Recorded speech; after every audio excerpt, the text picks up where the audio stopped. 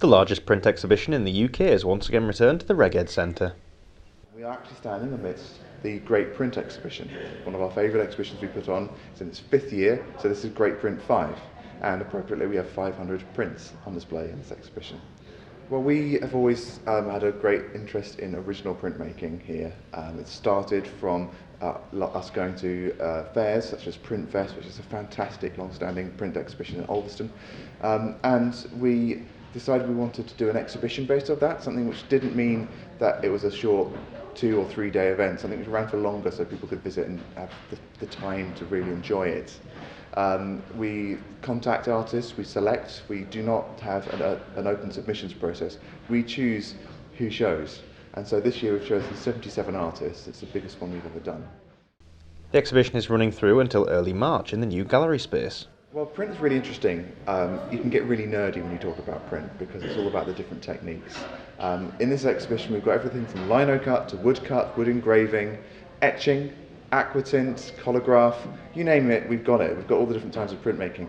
And the thing which makes it interesting is that there's 2 elements really. On the one hand, you're looking at an original artwork that can be produced in multiples. So one of the builders working on the gallery here was looking at some of the prints we had, and he asked me, so is this of a painting?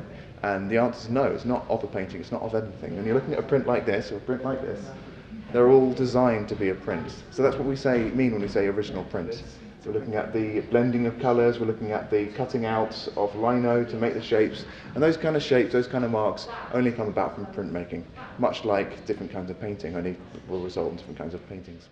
The opening of the exhibition coincided with the opening of the brand new gallery space with more room for larger features. It was a really great evening. We had, we think, somewhere between 200 and 300 people here, which is a really busy opening, especially given how wet it was.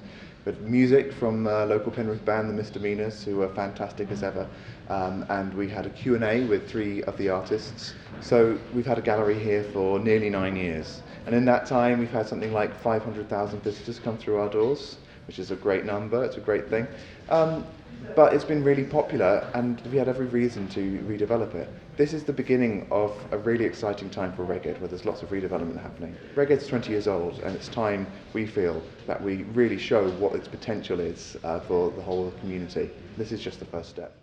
On the opening evening, one of the printers gave a large-scale demonstration of the type of work that goes into the art. I was doing a live print of my 8-foot sculpture, which is it's basically a printable sculpture. It's 4 parts and it's hinged together at the hands, and it allows me to flat pack it. And in flat packing it, I can ink it up and print it. But it wasn't just him, as many of the attendees also chipped in to produce a communal work.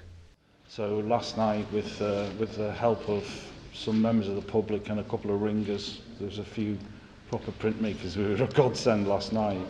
We basically inked up the block and rolled a big piece of paper out and burnished it, which is to get the ink onto the paper, and we used wooden spoons.